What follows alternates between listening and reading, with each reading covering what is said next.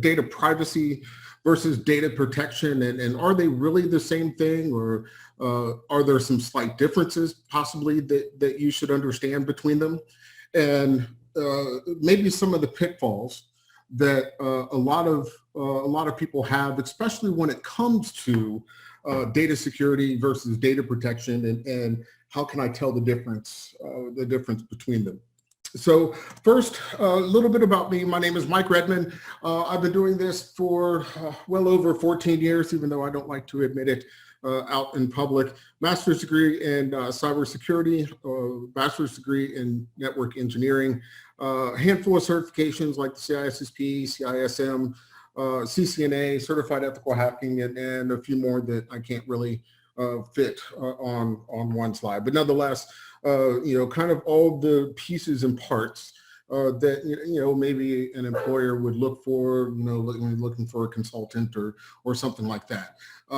Right now, I serve as the director of cybersecurity for a DoD contractor, putting together a cybersecurity program for them for a specific program that they were just awarded.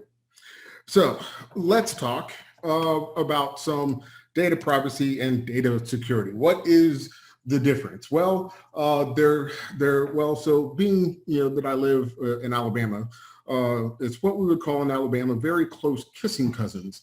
Not quite the same thing, but they are similar with some slight variance, right? So when it comes specifically, for instance, to identifying what is data privacy, well, data privacy is all about authorized access. Who has the rights and privileges to access data items across an organization or across several organizations? Sometimes you'll hear this identified as individuals that have a demonstrated need to know. So data privacy officers manage authorized access and set the base definitions for who is permitted to access data. Versus data protection is more about securing against unauthorized access. So you'll have to compare and contrast them, you'll have a data privacy officer that will set the definition that, only employees of company X can access the organization's intranet. And so with that base definition, the data protection officers will then set up technologies like Active Directory or VPNs or any myriad of in between, and ensure that if somebody is coming from a domain outside of, mredmond@companyx.com, that they cannot access the company's intranet. They will only be able to access either the company's extranet or things that are out in the DMZ being served up as public services. So that's really kind of how you would compare and contrast them. Some organizations have two different people or two different departments that handle data privacy versus data protection. And some organizations, especially some of the medium or smaller size organizations, they don't have the resources to be able to put them in two different locations, and they'll house them all in one organization, or even charged with one person's duties. We used to have individuals, that we would identify as CIO IAMs, right? Whenever someone was a CIO IAM, they were both the data privacy officer, protecting the information of the organization, maintaining that everyone who needs access has access, and the IAM, the information assurance manager, would ensure that whoever does not have the demonstrated need to know, how are you going to block those people from gaining access, right? So at the end of the day, data protection is essentially, yes, it's a technical issue, but because you're dealing with personal privacy matters, you're also going to run into several legal issues that that you need to be aware of. Now, it depends on kind of where you fit within the hierarchy of your organization, and kind of what duties that you're there to discharge, right? If you're usually a director, right, or a senior manager, or have aspirations to get to that point, you absolutely will need to learn and stay abreast of all the legal and regulatory requirements when it comes to protecting data, whether or not it's personal data or healthcare data or credit card data. There are so many legal requirements when it comes to the protection of data that that these days has made up the life of cybersecurity directors and people kind of at that senior level. Now, why does this matter? Why does it matter that you know or understand the distinction between the two of them? Well, it starts with, you need to understand kind of which side of the fence you're walking on, but also absolutely maintaining that you have, if you're in an organization that has two different departments, you both must be tightly interwoven together. You must have clear lines of communication between the two because of all the overarching issues of privacy and cybersecurity. They go hand in hand. And this is where good cybersecurity professionals really are worth their weight in gold, because they will be able to give proper and adequate advice to the C-level as to where some of their boundaries are and are not, right? Especially depending on certain industries that you may be working in, for instance, like telecom industries, credit card industries, federal agencies. There are some extremely critical legal implications associated with violation of or unauthorized access of private data. So that is kind of, I joke with my bosses sometimes that I'm not sure when it happened, right? From the time I went into school,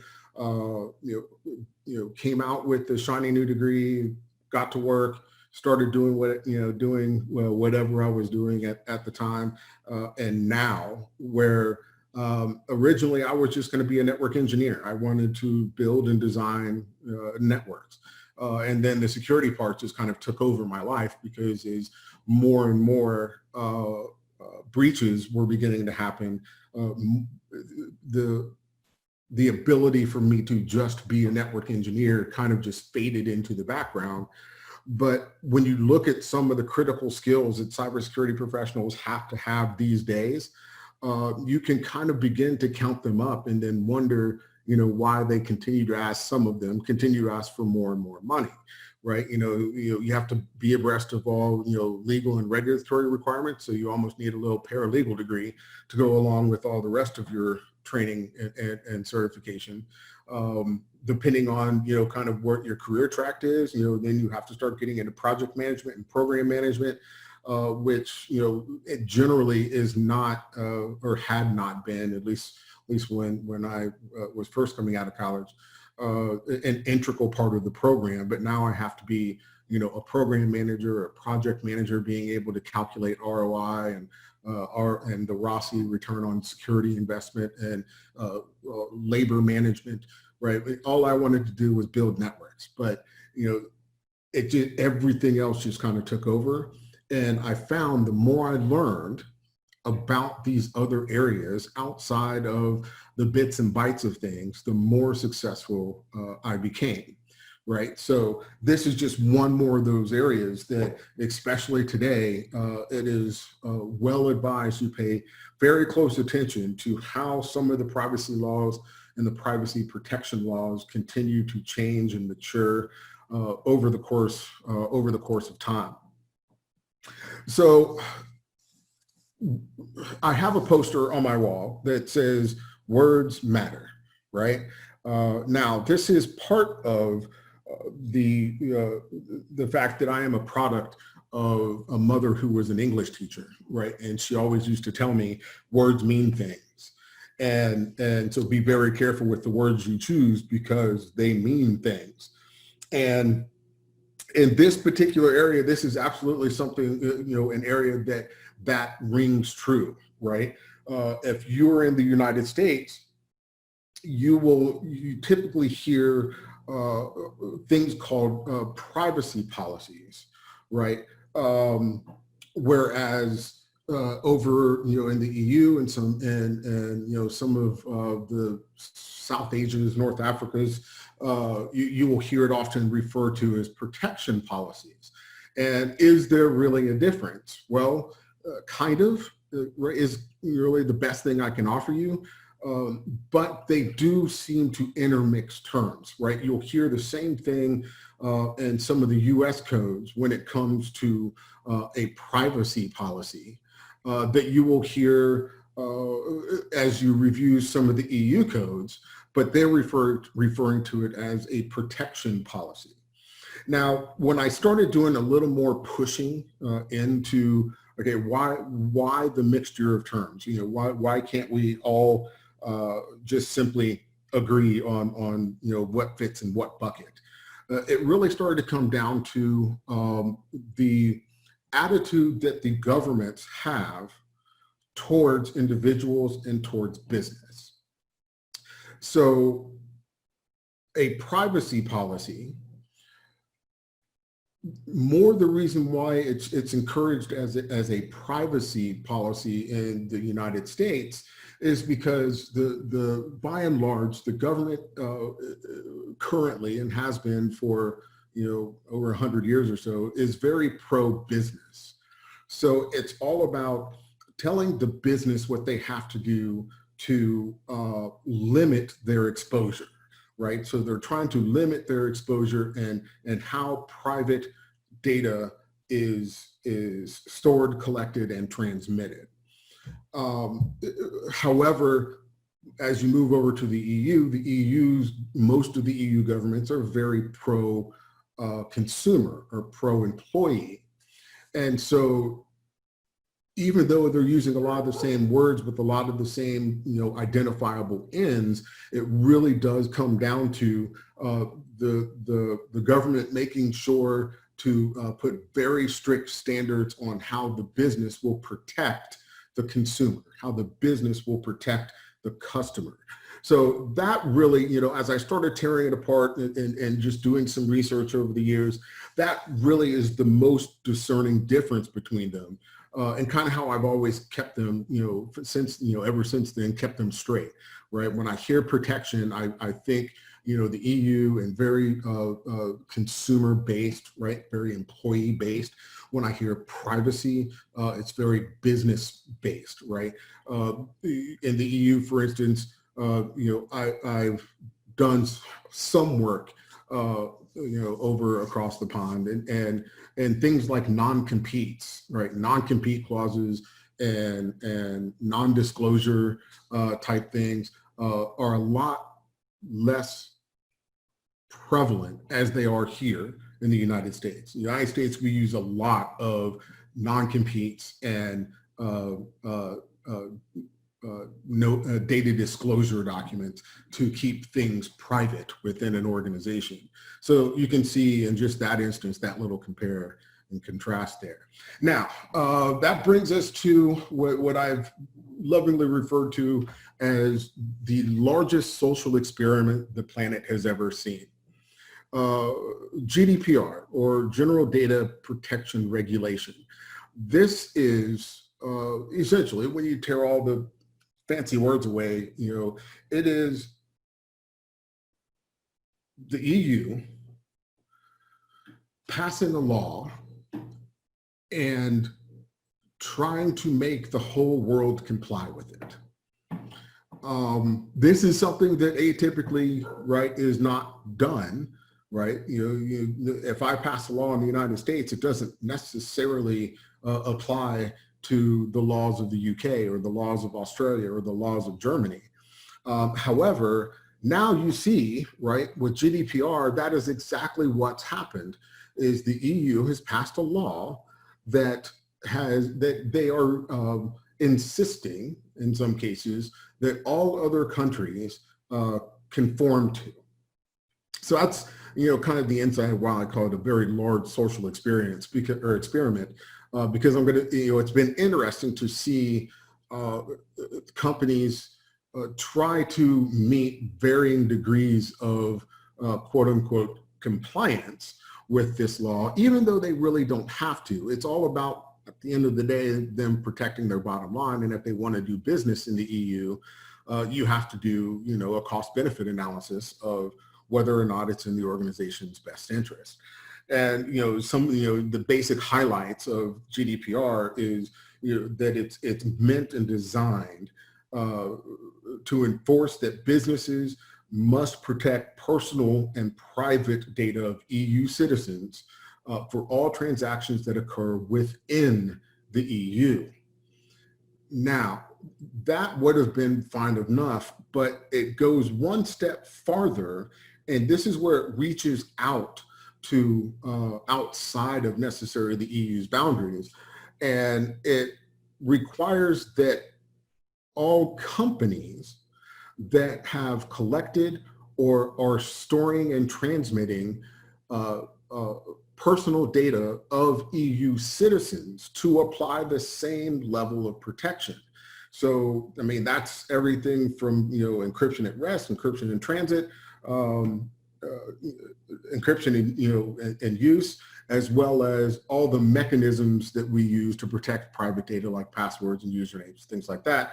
Those are the things that are usually being housed in those little cookies that are stored.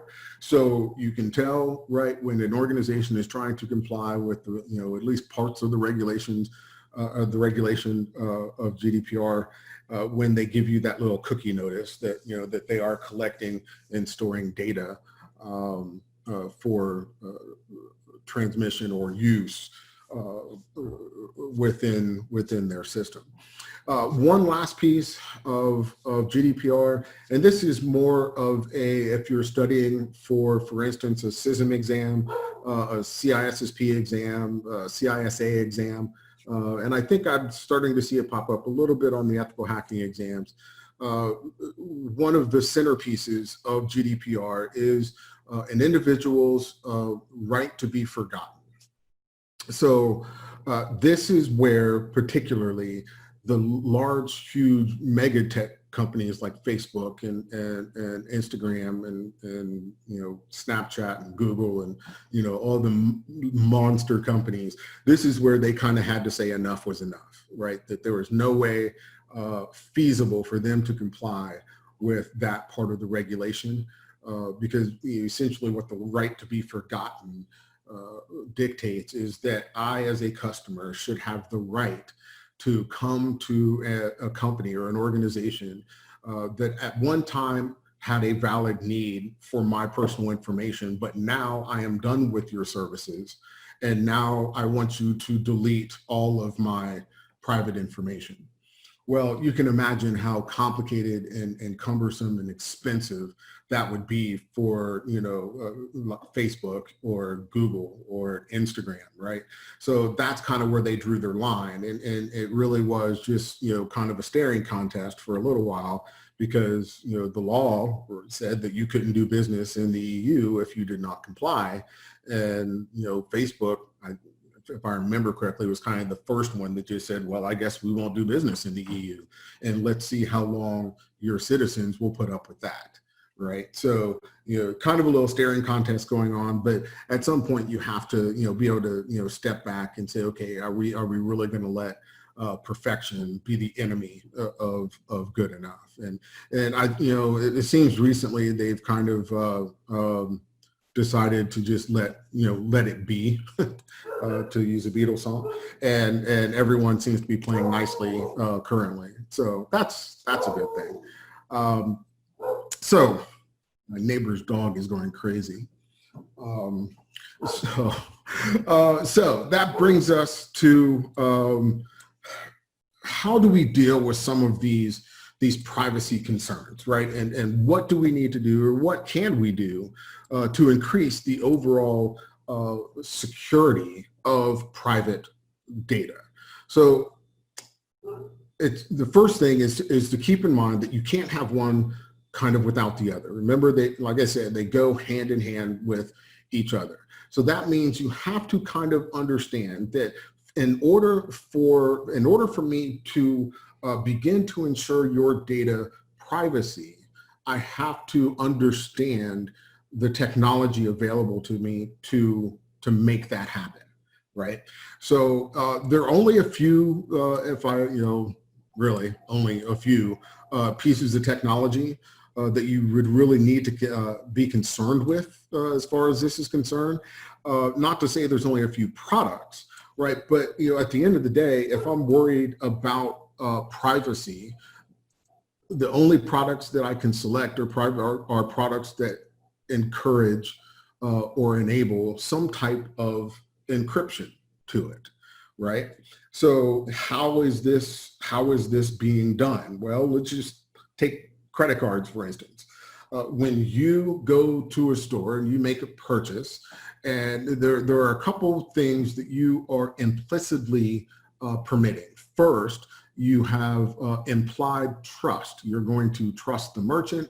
You're going to trust the banking agents that will be involved in that transaction.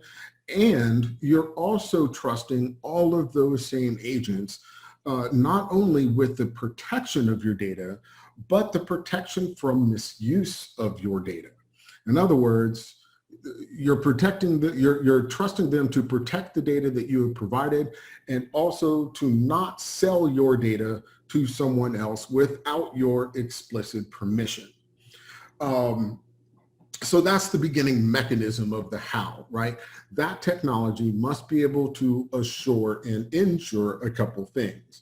And those are the two primary pieces of it. So, at that point, now you see and get into some of the back end parts of this, and how do we ensure that those mechanisms are working correctly, and what are the regulations or the best practices and things like that that need to be working on the back end side to ensure that those two implicit permissions have been satisfied. And really that comes down to what are we using, what technologies are we using to ensure that it's happening, and what mechanisms have we put in place, such as auditing, regular vulnerability scans, someone keeping an eye on what are the privacy laws that, we have to comply with here and there, right? All of these things, right, is the backside, of that beginning implicit set of permissions that you have offered to that merchant. So that gets us started. Now, like we said, technology cannot be the lone savior here. There are some things that cannot be ensured by just simply using technology, because most all procedures have what we call a human in the loop. And as long as you have a human in the loop, you're going to have a raised risk profile, right? People make mistakes. People, when they're working a 12-hour shift and they're tired and they're not as sharp as they were, at 9 a.m., they forget to do something, they forget to put a file away, or they forget to, lock a door, and then unauthorized access begins to creep in, right? So you can't be lulled to sleep that technology is going to fix it all for me, because technology cannot read the laws for you, for instance. You have to stay abreast of those laws and what things are permissible and not permissible to manage the overall privacy and security within your own organization. Now, when it comes to administrators, the IT or the security people on the back end of managing all of these things, it gets a little more hairy, right? Because we, even more so than employees of an organization, are held to a higher standard, and rightfully so, simply because we have greater access than any other user within the organization. Often, for instance, I have, in my organization, I have greater access to data than even the CEOs or the rest of the C-level executives, because I've been charged with the protection of all of that data. And with all of that access, as well as it was explained to me by a mentor of mine, it all comes down to having a strong ethical core to yourself, right? Just because you can doesn't mean you should. And that's kind of the best way that I've always, really, tried to tell my people at work, or even when I'm teaching lessons to my child, is just because you can doesn't mean you should. I have a lot of access. It doesn't mean that I use it really at all.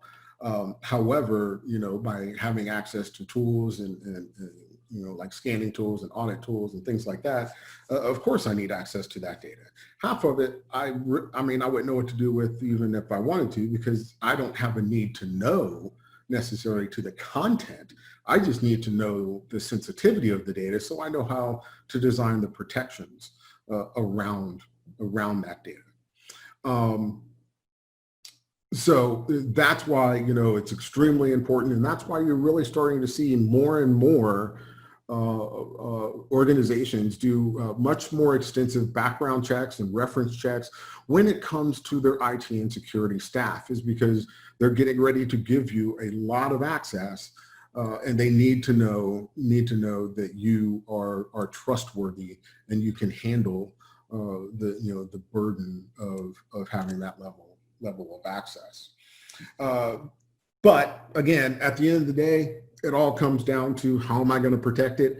The best key to it all is using encryption, right? Using encryption is going to reduce the risk as best as possible given circumstances, right? This is one of those opportunities, again, why it's important to know what is in your arsenal, to know what can be used. There are a lot of people, for instance, that think that under no circumstances should I use DES encryption, or under no circumstances should I use WEP encryption. And I will argue that that is 100% false. That is much too finite a term to use. There are absolutely going to be circumstances where maybe that's all I have available. Maybe all I can use is WEP encryption. So then I have to ask myself, is some encryption better than no encryption, right? Maybe I'm using legacy equipment with legacy operating systems, and all they can really handle without a major performance degradation is DES encryption or triple DES encryption. So just because it is a weak algorithm doesn't mean that under no circumstances should I use it. It's the best I have available to me. Now, of course, what's preferable is to use strong encryption like AES 256 or something like that, and to ensure end-to-end encryption, so that even the transit line, if you will, or the path that data takes cannot be deciphered. That is one of the central complaints, I think we'll call them, that you're seeing and hearing right now from some of the weaknesses found with Zoom, especially with everyone working from home now.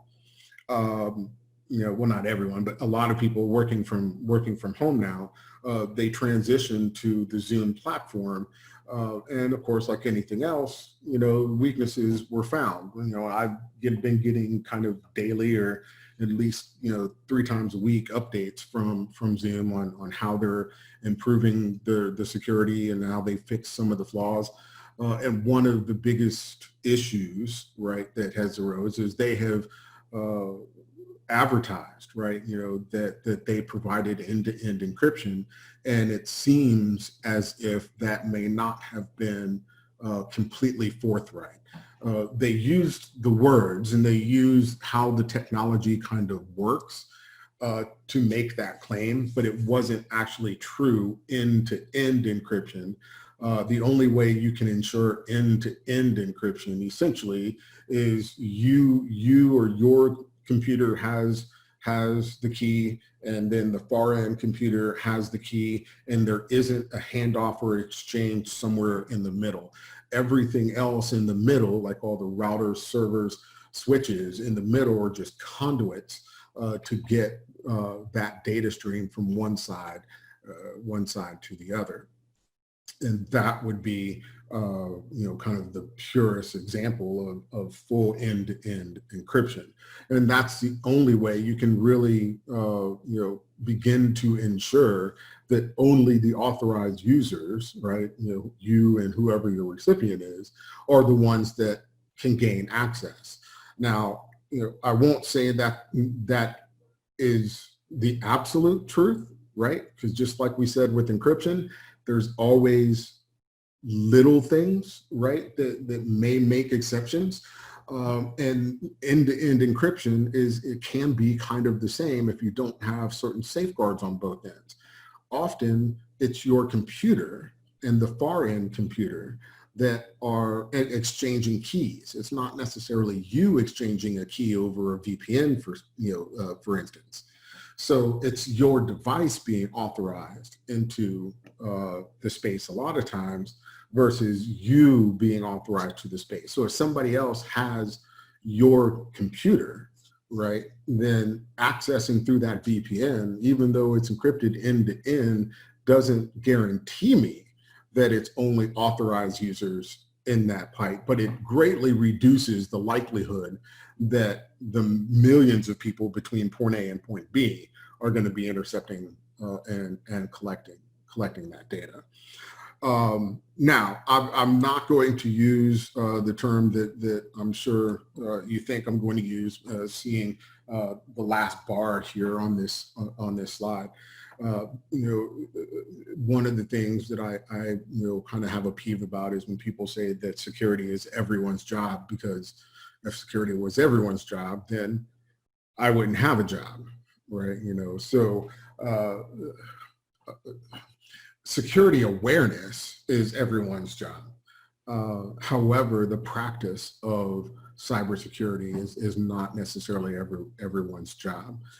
This is an opportunity, right, that security awareness, especially when it comes to data privacy versus data protection, it's really up to the user. You have to trust your users, that you have trained them adequately to recognize private data, how to protect private data, either in transit or at rest.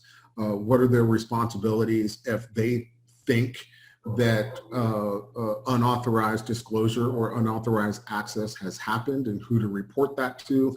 And that all comes under the guise of having good security awareness and having those policies and procedures all in place for you to educate your users on how to proceed. But it doesn't necessarily dictate that security is everyone's job. That's kind of, it's kind of our job to make sure it's in place, and then we educate our users as far as how to get that done, so that we can all be, kind of fighting on the same team. So as always, I wanted to put some resources here for you if you want to learn more about any one of these subjects and more. Different places you can go. You can always check the check some online videos. There's lots of great resources for online videos. These are just a few that kind of off the top of my head. And then of course, the blogs that I have here are kind of the ones that I've kind of just taken to just, kind of having a habit of checking in on, because they always have, either a lot of information, for instance, on 0 days, or the privacy paradox from Lawfare is a really good resource, especially when it comes to some of the legal implications of how we use and protect data.